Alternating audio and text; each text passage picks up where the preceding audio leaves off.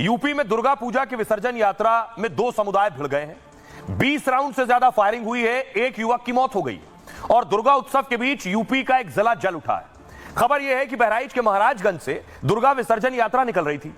लोग नाचते गाते और डीजे बजाते जा रहे थे।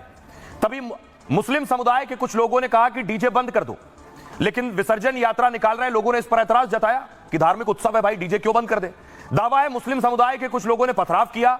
विसर्जन यात्रा में शामिल लोग घायल हो गए और उसके बाद बवाल बढ़ गया। विवाद के बीच एक हिंदू युवक उस छत पर चढ़ गया जहां से पथराव हुआ। नीचे से लोग नारे लगा रहे थे और युवक राम गोपाल को उकसा रहे थे। राम गोपाल मिश्रा ने छत पर पहले से लगा हरा झंडा उखाड़ फेंका और फिर नारा लगाते हुए वहां भगवा झंडा फहराने लगा। इससे मुस्लिम समुदाय के लोग भड़के और हमलावर हो गए। राम गोपाल को घसीटकर अपने घर के अंदर ले गए, वहां उसकी पिटाई की और उसे गोलियां मारी। राम गोपाल के शरीर पर चाकुओं से भी कई वार हैं और जो उसे बचाने आया उस पर भी हमला किया गया है। राम गोपाल की हत्या से भारी हंगामा हुआ, बवाल होने लगा। लोगों ने वहां कई घरों में आग लगा दी और गाड़ियां जला डाली।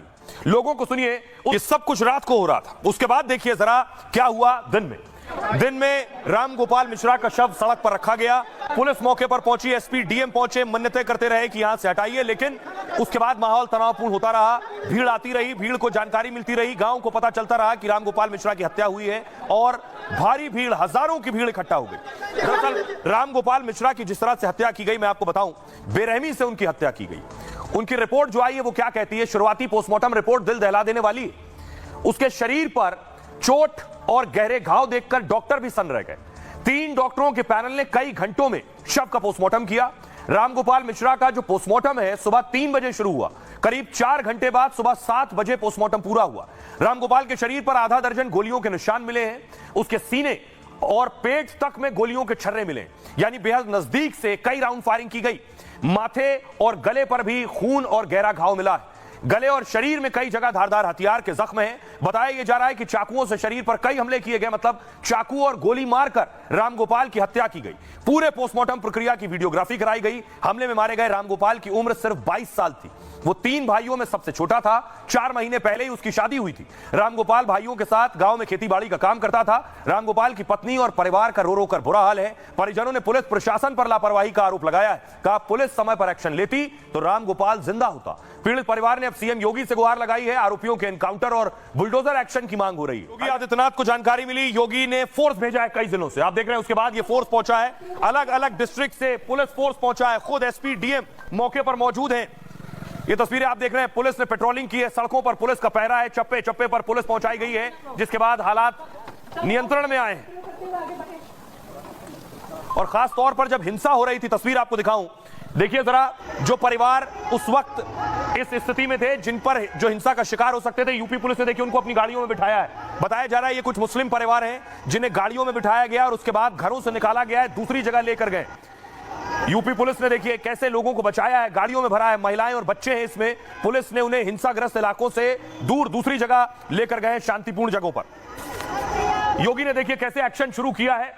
योगी की हालात पर पूरी नजर है, फोर्स बढ़ा दिया है। बहराइच हिंसा मामले में योगी खुद इस वक्त निगरानी कर रहे हैं और मुख्य सचिव और डीजीपी के साथ उच्च स्तरीय बैठक हो रही है। कहा मामले में किसी भी दोषी को बख्शा नहीं जाए। बहराइच में हर हाल में कानून व्यवस्था कायम की जाए। महाराजगंज के हर चौराहे पर पुलिस और पीएसी तैनात की गई है। 6 जिलों से फोर्स और 10 से ज्यादा पीएसी लगाई गई। गृह सचिव और एडीजी जैसे अधिकारी मौके पर मौजूद हैं। उत्तर प्रदेश एसटीएफ की 5 टीमें मौके पर लगाई गई हैं। 6 एसपी डीएसपी रैंक के अधिकारी तैनात किए गए हैं। बहराइच में लगातार पुलिस फ्लैग मार्च कर रही है। हिंसा प्रभावित इलाकों के पुलिसकर्मियों पर एक्शन हुआ है। थाना प्रभारी और चौकी इंचार्ज को सस्पेंड कर दिया गया है, तो 10 आरोपियों के खिलाफ एफआईआर दर्ज की गई। अब तक 30 लोगों को पुलिस ने हिरासत में लिया है, लेकिन मुख्य आरोपी अब्दुल हमीद और सलमान फरार है, जिन पर गोपाल की हत्या का आरोप है। फरार आरोपियों की पहचान हो गई है। हिंसा प्रभावित इलाकों में इंटरनेट बंद कर दिया गया है। इस वक्त यह स्थिति बहराइच की है।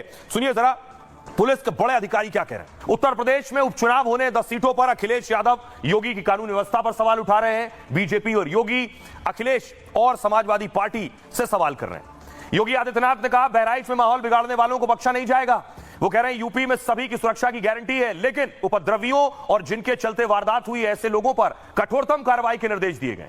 अखिलेश यादव ने कहा बहराइच का मामला पूरी तरह से इंटेलिजेंस की नाकामी है। शासन और पुलिस की चूक की वजह से घटना हुई है। प्रशासन को देखना था कि लाउड स्पीकर पर आखिर क्या बज रहा था। केशव मौर्य ने कहा, यूपी की शांति और सौहार्द बिगाड़ने की साजिश सफल नहीं होगी। दंगाइयों को संरक्षण देने वाले एक बार फिर सक्रिय हो रहे हैं, लेकिन हमें सतर्क और सजग रहना होगा। प्रियंका ने कहा, बहराइच हिंसा के दोषियों पर सख्त से सख्त कार्रवाई हो। राज्य सरकार जनता को भरोसे में लेकर हिंसा रोके, जनता कानून अपने हाथ में न ले और शांति बनाए रखे। गिरिराज सिंह कह रहे हैं, हिंदू त्योहारों पर फिर पत्थरबाजी की घटना और राहुल गांधी जैसे महान नेताओं का मौन धारण, क्या इसी दिन के लिए देश का बंटवारा हुआ था? अजय राय कह रहे हैं, कांग्रेस अध्यक्ष, यूपी के बहराइच में गोली चली है, पूरे राज्य में जंगल राज है। योगी को इस्तीफा देकर मठ चले जाना चाहिए।